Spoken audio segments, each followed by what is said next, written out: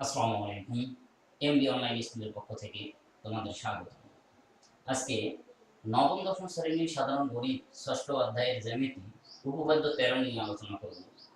উপপাদ্য 13 সাধারণ নির্বাচনে বলা আছে, কোন ত্রিভুজের একটি কোণ অপর একটি কোণ অপেক্ষা বৃহত্তর হলে বৃহত্তর কোণের বিপরীত বাহু ক্ষুদ্রতর কোণের বিপরীত বাহু অপেক্ষা বৃহত্তর।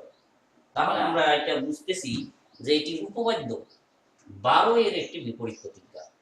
উপপাদ্য 12 বাহুর কথা বলা ছিল, কোণকে আমাদের প্রমাণে দেখাইতে হয়েছে।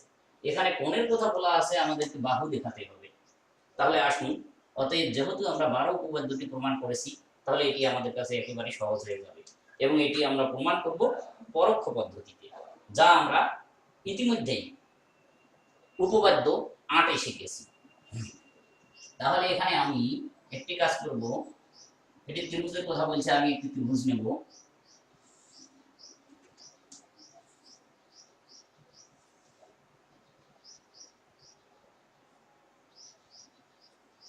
ত্রিভুজটির নাম দিলাম এ বি সি। বলছে একটি কোণ অপর একটি কোণ অপেক্ষা বৃহত্তর, তাহলে বি কোণটি বৃহত্তর সি কোণ অপেক্ষা। মানে হচ্ছে বৃহত্তর কোণের বিপরীত বাহু, বৃহত্তর কোণের বিপরীত বাহু ক্ষুদ্রতর কোণের বিপরীত বাহু, ক্ষুদ্রতর কোণের বিপরীত বাহু অপেক্ষা বৃহত্তর। অর্থাৎ কথাটি সহজভাবে হচ্ছে, বৃহত্তর কোণের বিপরীত বাহুটা বৃহত্তর, ক্ষুদ্রতর কোণের বিপরীত বাহুটা ক্ষুদ্রতর। এখন তাহলে আমরা এই চিত্রের বর্ণনাটুকু বিশেষ নির্বাচনে উল্লেখ করব। তাহলে আমরা মনে করি এ বি সি একটি ত্রিভুজ, এ বি সি একটি ত্রিভুজ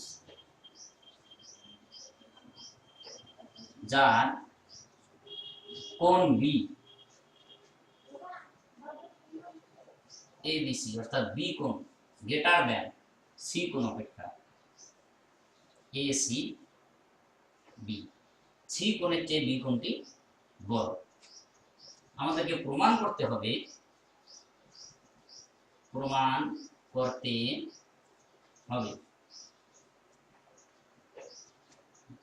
বৃহত্তর কোণের বিপরীত বাহু বৃহত্তর, অর্থাৎ A C greater than A B, ক্ষুদ্রতর কোণের বিপরীত বাহুটা ক্ষুদ্রতর। তাহলে এটি আমরা পরোক্ষ পদ্ধতিতে যেহেতু প্রমাণ করব, অতএব আমাদের অঙ্কনের কোনো প্রয়োজন নেই। আমরা তাহলে এখন সরাসরি প্রমাণ পয়েন্টটিতে আসতে পারি। আমরা তাহলে এখন প্রমাণ করব। প্রমাণে আমি কি লক্ষ্য করি দেখি। প্রমাণের জন্য আমরা একটি জিনিস লক্ষ্য করি, যা আমাদেরকে প্রমাণ করতে বলছে এসি গ্রেটার দ্যান এবি। তা আমি মনে করলাম, যদি, যেহেতু আমরা পরোক্ষ প্রমাণ করব, যদি এসি গ্রেটার দ্যান এবি না হয়, তাহলে বন্ধুরা কি হবে বলো? তাহলে কি হবে? এসি যদি এবি অপেক্ষা বড় না হয়, তাহলে কি হবে? নিশ্চয়ই এ সি ইকুয়াল হবে এবি, নতুবা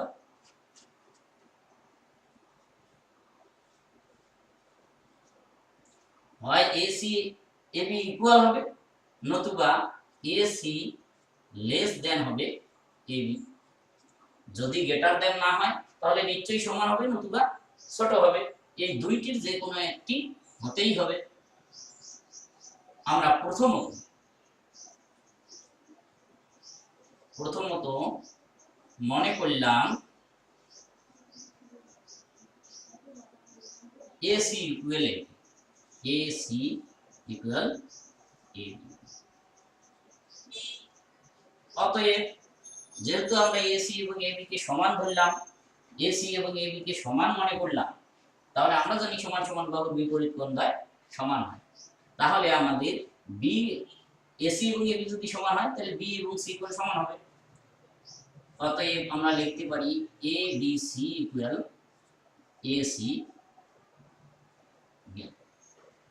সমান সমান বাহুর বিপরীত কোণ দ্বয় কি হয়, সমান হয়। তাহলে যেহেতু বাহু দুটি আমরা সমান ধরছি, অতএব কোণ দুটি কি আসবে, বিপরীত কোণ দুটি সমান আসবে। তাহলে আমরা এখানে লিখাই দিতে পারি সমান সমান বাহুর বিপরীত কোণ দ্বয় সমান হয়। অতএব এই তথ্য থেকে আমরা লিখতে পারি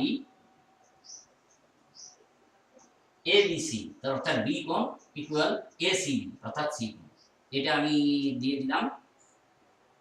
আচ্ছা, এটা সমীকরণ নাম্বার না দিয়ে আমরা এখান থেকে একটা কথা চিন্তা করতে পারি, এবিসি ইকুয়াল এসিবি। আমাদের বিশেষ নির্বাচনে দেওয়া আছে এবিসি গ্রেটার দেন এসি। বিশেষ নির্বাচনে দেওয়া আছে বি কোণটা বড়, সি কোণটা ছোট। আমাদের বি কোণ এবং সি কোণ কি আসবে, সমান আসবে। তাহলে আমি এখানে লিখতে পারি কিন্তু, যেহেতু সমান আসছে কিন্তু তা প্রদত্ত শর্ত বিরোধী। আমাদের বিশেষ নির্বাচনে যে শর্ত দেওয়া আছে বি কোণ বড় হতে হবে, সি কোণ ছোট হতে হবে, কিন্তু আমাদের আসছে কি সমান, বি কোণ এবং সি কোণ সমান আসছে, অর্থাৎ শর্তটি মানেনি। সেই জন্য আমরা লিখলাম যে এটি প্রদত্ত শর্ত বিরোধী। তাহলে আমাদের প্রথমত আমরা যে সমান মনে করলাম, এই সমান মনে করা আমাদের ঠিক হলো। এখন যদি আমি এসি লেস দেন এবি মনে করি, তাহলে আমি এখন কি মনে করব, যদি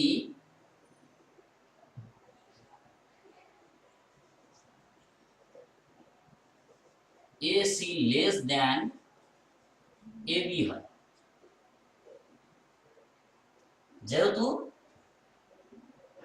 সমান হলো না, এখন যদি আমি এসি লেস দেন এবি মনে করি, তাহলে যদি এসি লেস দেন এবি হয়, তাহলে যদি এসি লেস দেন এবি হয়, অতএব আমরা তাহলে 12 নম্বর উপপাদ্যটি যে প্রমাণ করেছি, সেই 12 নম্বর উপপাদ্যটিকে এখানে যদি আমরা সূত্র হিসেবে ব্যবহার করি যে ছোট বাহুর বিপরীত কোণ ছোট হয়, বড় বাহুর বিপরীত কোণ বড় হয়, তাহলে এসি যেহেতু এখানে ক্ষুদ্রতর, তাহলে এসি এর বিপরীত কোণ বি, তার মানে এ বি সি, তাহলে কোণ এ বি সি এটি ক্ষুদ্রতর হবে। কার চেয়ে, এ বি বাহু যেহেতু বড়, এ বি বাহুর বিপরীত কোণটা বড় হবে, এ বি বাহুর বিপরীত কোণ সি অর্থাৎ এ সি বি, কোণ এ সি বি। আমরা এটা কোথা থেকে পাইলাম, উপপাদ্য 12তে আমরা প্রমাণ করেছি ছোট কোণে ছোট বাহুর বিপরীত কোণ ছোট হয়, বড় বাহুর বিপরীত কোণ বড় হয়। তাহলে আমরা লিখতে পারি এখানে ক্ষুদ্রতর বাহুর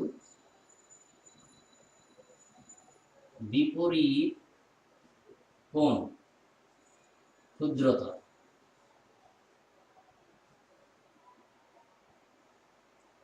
আর বৃহত্তর বাহুর বিপরীত কোণ তাহলে বৃহত্তর, এবং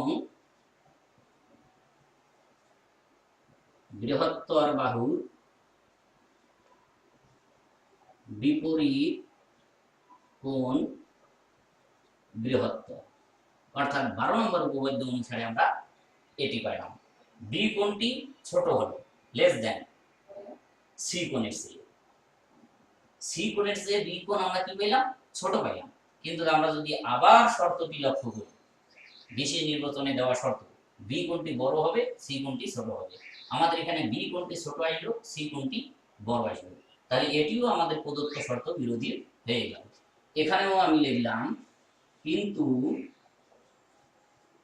তাও প্রদত্ত শর্ত বিরোধী। অতএব বন্ধুরা তোমরা লক্ষ্য করো, সমান ধরার পরও আমরা কি পেলাম, শর্ত বিরোধী, তার মানে সমান হলো না। AC less than AB, AC কে ছোট ধরার পরও আমরা কি পেলাম, শর্ত বিরোধী, অর্থাৎ ছোট হবে। তাহলে আমরা লিখতে পারি সুতরাং এসি ইকুয়াল এবি বা এসি লেস দ্যান এবি হতে পারে না। যেহেতু দুইটির জন্যই আমাদের শর্ত বিরোধী হয়ে গেছে, অতএব সমানও হবে না, ছোট হবে না। তাহলে বন্ধুরা তোমরা এখন উত্তর দাও, যদি এসি এবং এবি সমান না হয়, এসি যদি লেস দ্যান এবি না হয়, তাহলে কি হবে? নিশ্চয়ই গ্রেটার দ্যান হবে। অতএব আমরা লিখতে পারি এসি গ্রেটার দ্যান এবি।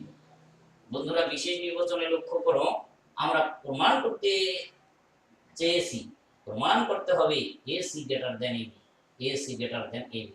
তাহলে উপপাদ্যটি আমাদের প্রমাণিত হয়ে গেল।